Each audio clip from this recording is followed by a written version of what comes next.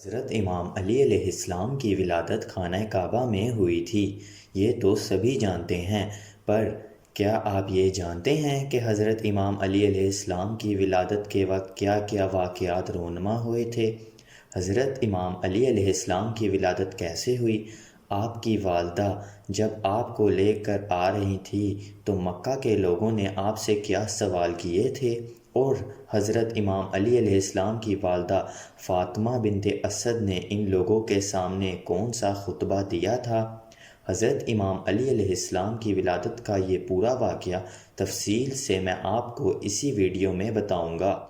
آپ کی نوعی تخلیق خلقت سرور کائنات کے ساتھ ساتھ پیدائش عالم و آدم سے بہت پہلے ہو چکی تھی، لیکن انسانی شکل و صورت میں آپ کا ظہور 13 رجب بامقام خانہ کعبہ میں ہوا۔ آپ کی ماں فاطمہ بنت اسد اور والد ابو طالب تھے۔ آپ دونوں طرف سے ہاشمی تھے۔ مورخین عالم نے آپ کے خانہ کعبہ میں پیدا ہونے کے متعلق کبھی کوئی اختلاف ظاہر نہیں کیا۔ جب حضرت فاطمہ بنت اسد کو حمل کے 9ویں ماہ درد زہ محسوس ہوئی تو آپ اپنے گھر سے نکل کر مسجد الحرام آئیں اور بیت اللہ کا طواف کیا۔ پھر آپ نے تسبیح و ولادت کے لیے دعا کی اور دعا میں یہ کہا، پروردگار میں تجھ پر ایمان رکھتی ہوں اور تیری نازل کی ہوئی ہر کتاب اور تیرے بھیجے ہوئے ہر رسول پر ایمان رکھتی ہوں۔ میں تیرے اور تیرے جد نامدار ابراہیم علیہ السلام کے کلام پر ایمان رکھتی ہوں، اس نے تیرے اس قدیم گھر کو بنایا تھا۔ میں تجھے تیرے انبیاء مرسلین اور ملائکہ مقربین کے حق کا واسطہ دیتی ہوں اور تجھے اس امانت علیہ کا واسطہ دیتی ہوں جو کہ میرے صدف عظمت کی زینت ہے۔ میرے لیے ولادت کے مرحلے کو آسان فرما۔ سیدہ کی دعا ختم ہوئی اور رب اسداللہ سے دیوار کعبہ کا کلیجہ پھٹ گیا۔ اس کے بعد بی بی کعبہ میں داخل ہوئیں۔ پھٹی ہوئی دیوار دوبارہ مل گئی اور سیدہ نے وہاں حضرت امام علی علیہ السلام کو جنم دیا۔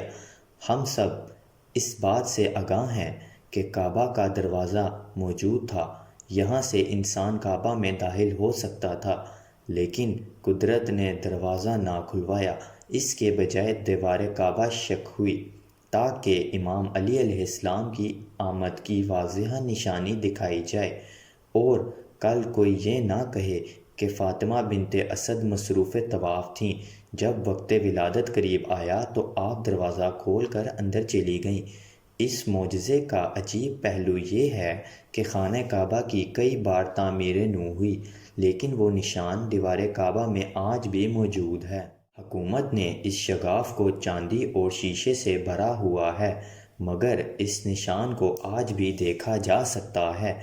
بہت سے حجاج کرام اس دیوار کا بوسہ لیتے ہیں اور اس سے اپنے سینے کو مس کرتے ہیں اور وہاں کھڑے ہو کر خدا سے دعا مانگتے ہیں۔ حضرت امام جعفر صادق علیہ السلام نے فرمایا، اس وقت عباس بن عبد المطلب اور یزید بن کعب بیٹھے ہوئے تھے اور بنی ہاشم اور بنی عبد الاضاب بیت اللہ کے سامنے بیٹھے ہوئے تھے کہ اتنے میں فاطمہ بنت اسد بن ہاشم وہاں آئیں۔ اس وقت انہیں حمل کے 9 ماہ پورے ہو چکے تھے۔ بی بی بیت اللہ کے سامنے کھڑی ہوئی، انہیں درد زہ لاحق ہوا۔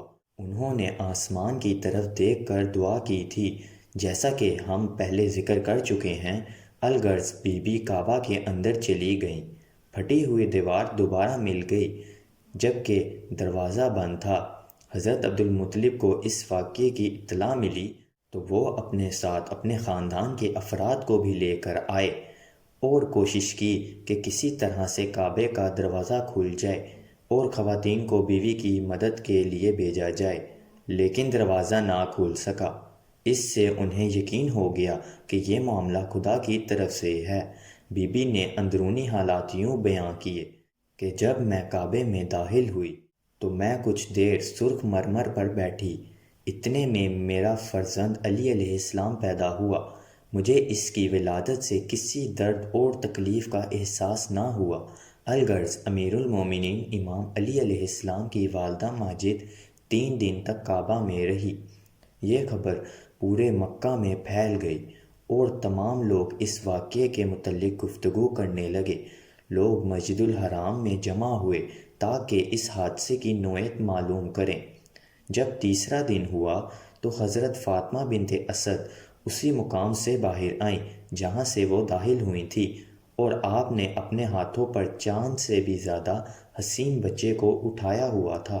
وہاں پر موجود مجموعہ بی بی کی طرف بڑھا۔ اس وقت بی بی نے مسجد الحرام کے صحن میں یہ خطبہ دیا۔ حضرت بی بی فاطمہ بنت اسد نے حاضرین سے خطاب کیا اور یہ ارشاد فرمایا: اے لوگو، اللہ تعالیٰ نے مجھے اپنی مخلوق میں سے چنا ہے اور مجھے پہلی خواتین پر فضیلت دی ہے۔ اللہ تعالیٰ نے آسیہ بنت مریم کا انتخاب کیا۔ اس نے چھپ کر ایسی جگہ خدا کی عبادت کی تھی جس میں اضطراری حالت کے بغیر خدا نہیں چاہتا کہ اس مقام پر اس کی عبادت کی جائے۔ اللہ نے مریم بنت عمران کا انتخاب کیا۔ جب ان کے ہاں عیسیٰ علیہ السلام کی ولادت ہوئی تھی تو انہوں نے بھوک مٹانے کے لیے ویران جگہ پر ایک خشک کھجور کو ہلایا تھا اور اس سے تازہ کھجوریں گری تھیں۔ اللہ تعالیٰ نے مجھے بھی اس پر فضیلت دی ہے اور مجھ سے پہلے تمام جہانوں میں جتنی بھی عورتیں گزری ہیں ان سب پر فضیلت دی ہے، کیونکہ میں نے اپنے بچے کو خدا کے قدیم گھر میں جنم دیا ہے اور میں نے وہاں 3 دن قیام کیا۔ اس عرصے میں میں جنت کا رزق اور وہاں کے ثمرات کھاتی رہی۔ اس تفصیل کے بعد اس واقعے کی وقت پذیر ہونے میں کوئی شک باقی نہیں رہا اور خدا کی قدرت اور اس کے ارادے پر تعجب کرنے کی گنجائش باقی نہیں رہی۔ اگر خدا اپنے ولی کی ولادت کے لیے زمین کے افضل ترین حصے کا انتخاب کر لے تو پھر اس میں تعجب کا کیا مقام ہے؟